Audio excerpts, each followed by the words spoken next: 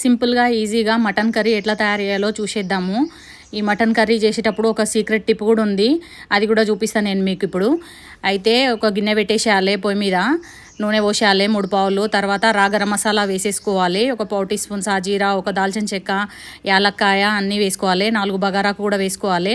ఒక పెద్ద ఉల్లిగడ్డ కట్ చేసి ముక్కలు అవి కూడా వేసేసి ఫ్రై చేసుకోవాలి. అవి ఫ్రై అయిన తర్వాత పసుపు వేసి మనము కడిగి పెట్టుకున్న 1/2 కేజీ మటన్ కూడా వేసేయాలి. ఇప్పుడు ఇక్కడ కొబ్బరి చిప్ప ఒక చిన్న ముక్క వేసేసుకోవాలి. కొబ్బరి చిప్ప అంటే తెలుసు కదా, కొబ్బరి టెంకాయ ఉంటుంది, అది కూడా వేసుకోవాలి. వేసుకొని అల్లం వెల్లుల్లి పేస్ట్ కూడా వేసుకొని ఒక 10 మినిట్స్ ఫ్రై చేసుకోవాలి. కొన్ని వాటర్ కూడా కలుపుకోవాలి.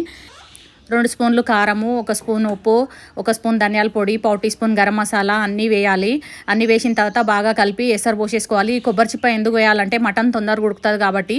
మీరు కూడా ఇట్లా ట్రై చేసి చూడండి, చాలా బాగుంటుంది. 15 మినిట్స్ తర్వాత మటన్ ఉడికిపోయింది.